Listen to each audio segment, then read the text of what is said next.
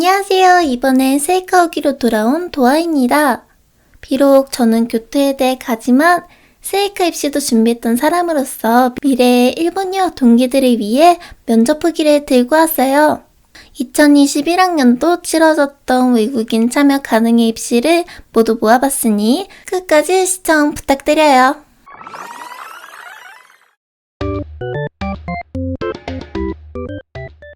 교토 세이카의 온라인 면접 전형은 하이어뷰를 이용한 면접 전형입니다.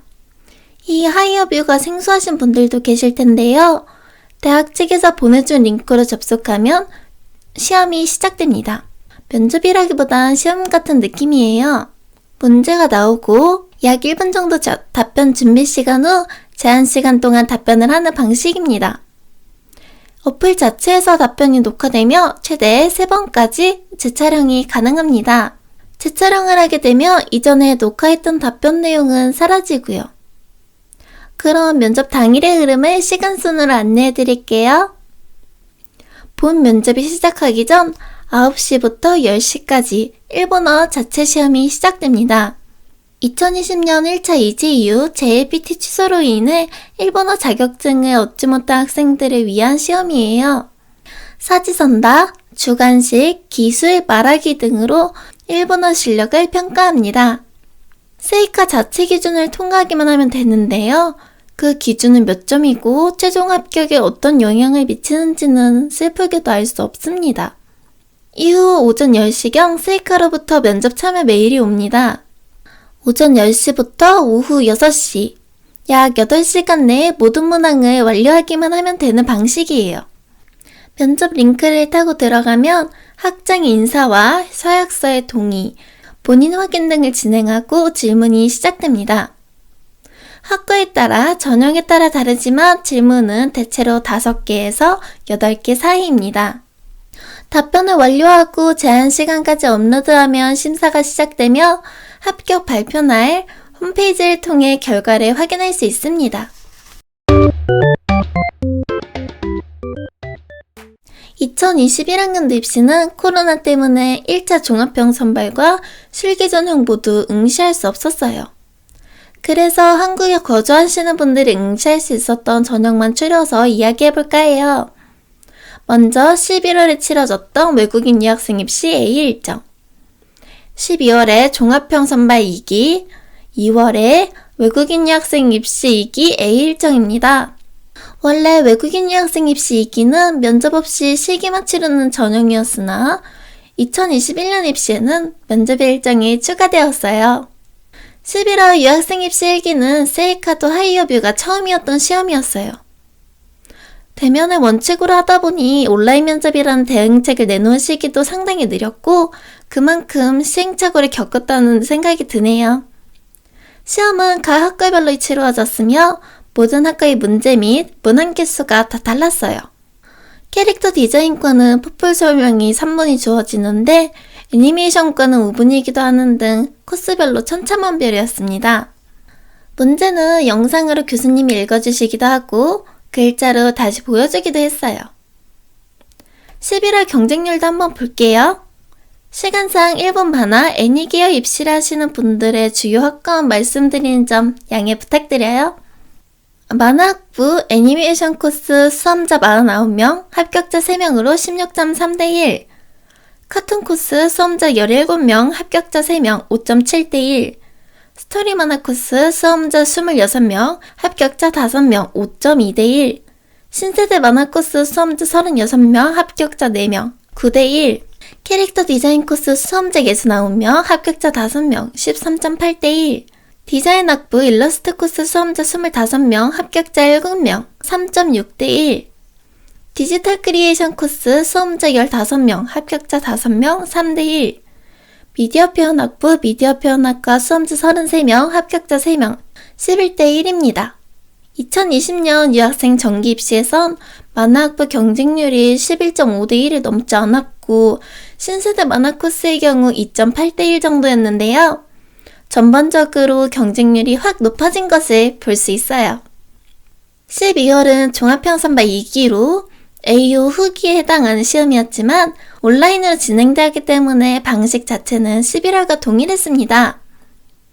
다만 다른 점이 있다면 일본인들도 함께 치르는 시험이기 때문에 외국인 입시에 비하면 유학생들이 불리한 조건을 가질 수도 있었어요.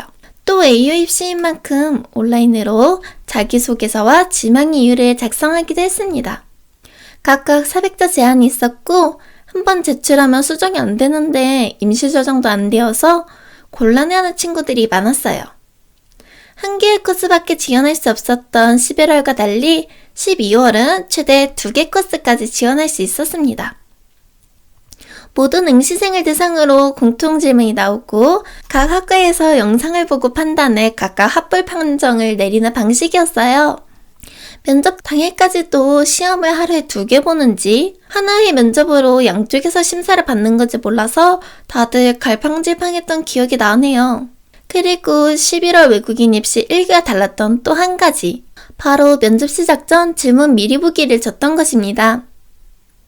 11월의 경우 어떤 문항이 나올지 몰라 그때그때 확인하며 알 수밖에 없었고 때문에 포트폴리오 등의 자료를 얼마나 보여줘야 할지, 얼만큼 이야기해야 할지 분배가 어렵다는 단점이 있었어요. 하지만 12월부턴 시작 전 모든 문항을 요약하여 읽어주는 코너가 생겼더라고요. 다만 요약한 미리 보기였기 때문에 실제 나온 문항에 당황하는 사람들이 많았답니다. 시험 문제 유출과 관련해 다들 서약서를 써서 정확하게 말씀드리긴 어렵지만 미리 보기에서 자기소개를 했으면서 실제로는 제시된 조건을 포함하여 자기소개를 해야 하는 문제가 나오기도 했어요. 12월 입시 경쟁률도 볼게요. 만화학부 애니메이션 코스 수험자 41명, 합격자 2명, 20.5대1. 카툰 코스 수험자 31명, 합격자 2명, 15.5대1. 스토리 만화 코스 수험자 34명, 합격자 2명, 17대1. 신세대 만화 코스 수험자 46명, 합격자 2명, 23대1. 캐릭터 디자인 코스 수험자 79명, 합격자 8명, 9.9대1.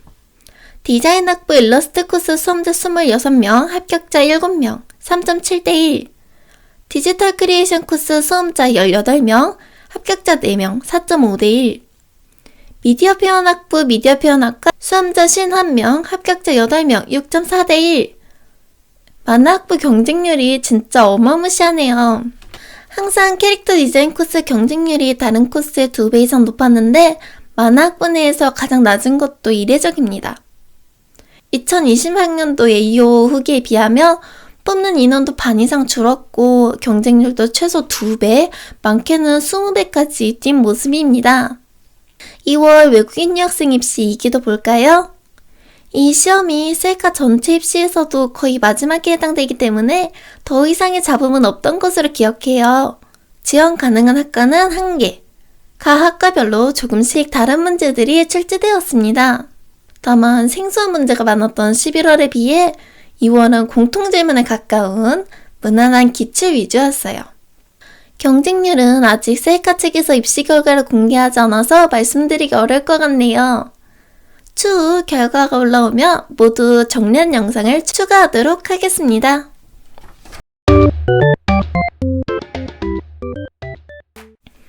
(2020년에) 코로나19로 수험할 수 있는 대학의 폭이 정말 좁았어요.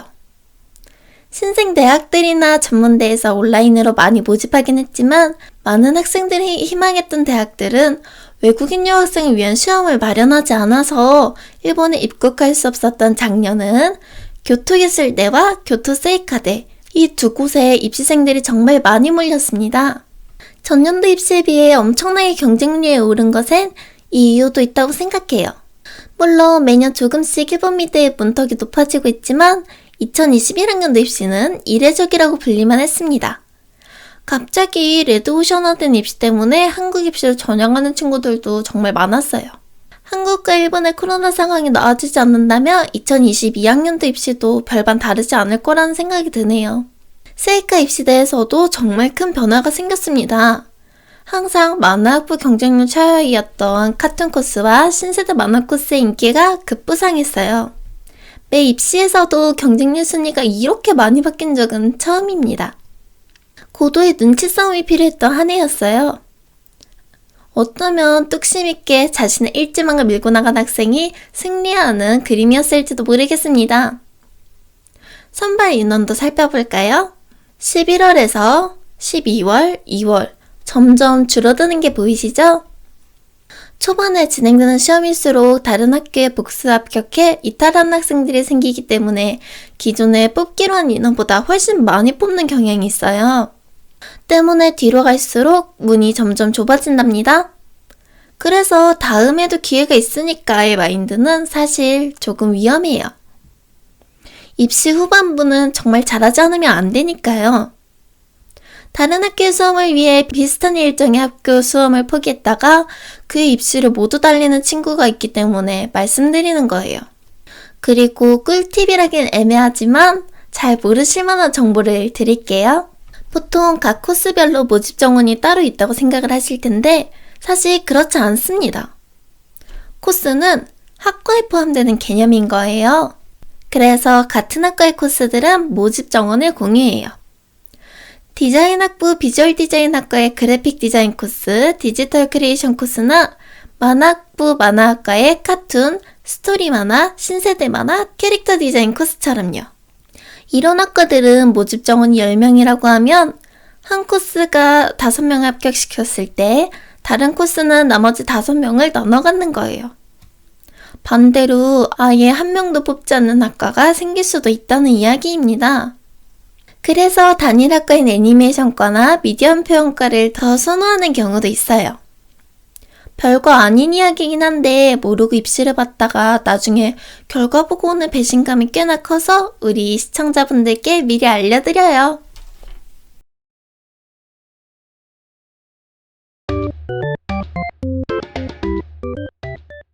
하이어뷰는 모의 면접이 안 되는 거 아시나요? 기본적으로 하이어뷰에서 제공하는 연습 문제들이 있긴 한데 각 학과에 맞는 모의 면접을 하기엔 어려워요. 제가 학원에 하이어뷰로 모의 문제 좀 내주세요 하고 요청드렸었는데 문제를 만들고 하이어뷰에서 심사 후 만들어주는 방식이라 한 달 정도 걸린다는 이야기를 들었었거든요. 대학보다는 기업 면접을 위해 만들어서 그런가 봐요. 면접은 메일에 링크가 연결되면 시작되고 한 페이지 한 페이지 넘기듯이 진행돼요. 세로 화면으로 보여지기 때문에 스마트폰을 가장 추천합니다. 문제 영상이 나오면 준비 시간 1분 카운터가 시작돼요. 이 시간 동안 글씨로 써진 문항을 다시 읽을 수 있습니다. 준비 시간이 끝나면 우측 카운트와 함께 영상 촬영 시작! 영상 촬영 제한 시간이 밑에 타이머로 표시되고 촬영이 끝나면 영상을 보며 확인할 수 있어요. 이후 제출, 재촬영 버튼이 뜹니다. 이때는 타이머가 없기 때문에 후다닥 대본을 만들어서 외우기도 하고 저는 포포를 그 시간 동안 고치기도 했어요. 그리고 재촬영할 땐 이전에 찍은 게 삭제되기 때문에 큰 문제 없으면 재촬영을 안 하시는 게 좋아요. 뭔가 애매해서 다시 찍었다가 마지막 기회에서 처참히 망하는 경우가 허다하거든요. 그리고 카메라 화질이 조금 낮게 설정되어 있어요. 그래서 영상으로 포트폴리오를 전부 보여줘야 함에도 불구하고 그림의 디테일이나 글씨 등은 보여주기 조금 어렵습니다. 결국 그림보다는 답변의 내용이 합격에 있어서 더 중요하다는 말이 되겠죠? 하이어뷰 면접은 예상 시간이 30분이라 써있기는 한데 실제로는 1시간도 빨리 끝는 편이에요. 순발력이 부족한 친구들은 즉석에서 답변을 쓰고 몇 번이고 재촬영해서 7시간이나 면접을 본 친구도 있다고 들었어요. 처음엔 정말 꿀이라고 생각했는데 나중에는 줌이 선녀로 말하게 된답니다.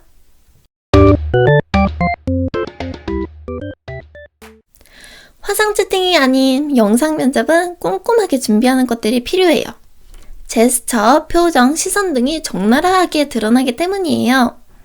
그뿐만 아니라 추가 질문도 나오지 않고 모두가 같은 질문을 받기 때문에 스스로 교수들이 궁금해할 만한 내용들을 고민해서 시간 안에 차별화되게 보여줘야 하거든요.